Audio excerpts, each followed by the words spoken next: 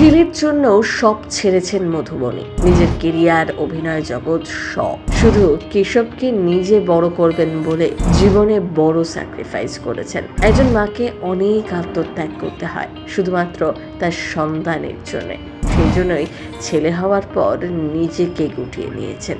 এসবের জন্য আর কি করেছেন জানেন? মধুবনীকে কর্নিশ। আমি যখন বিয়ে করি তখন আমি আমার কেরিয়ারের সব থেকে গুরুত্বপূর্ণ সময় ছিলাম। বিয়ে করার পর আমি আমার কাজ অনেক কমিয়ে দিই। শুধু বিয়ে নয়, ছেলে হবার পর নিজেকে গুটিয়ে নিয়েছেন আরও। কিন্তু কেন এমন করলেন?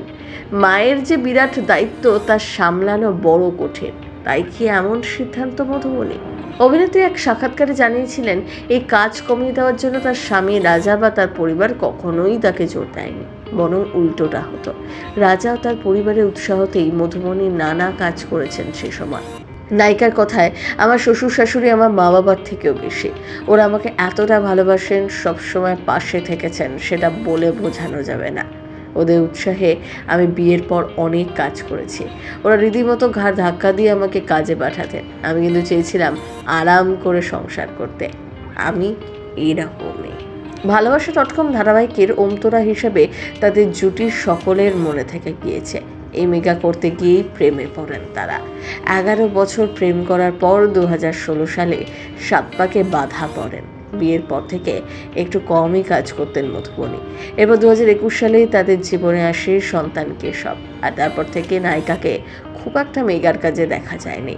অবশেষে ছেলের জন্মের পর বিনোদন জগৎ থেকে নিজেকে সরিয়েই নিয়েছিলেন। অভিনয় ছাড়াও মধুবনীর নিজস্ব ব্যবসা রয়েছে। নিজের একটি পার্লার খুলেছেন তিনি, সেখানে যান মাঝে মাঝে।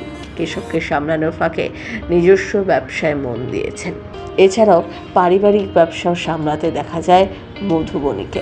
বর্তমানে চিরসখা সিরিয়ালে রাজাকে দেখা যাচ্ছে অপরাজিতার ছেলের চরিত্রে।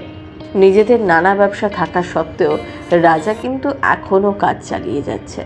অভিনয়কে ভালোবেসেই তারা দুজন এই জগতে এসেছিলেন, কিন্তু মধুবনী এই জগৎ থেকে এখন অনেক। তার কাছে ছেলেই সব। ছেলের জন্য সব কিছু করতে পারেন। তাই রাজা যখন টেলিপাড়ায় নিয়মিত কাজ করছেন, মধুবনী কিন্তু ঘরেই।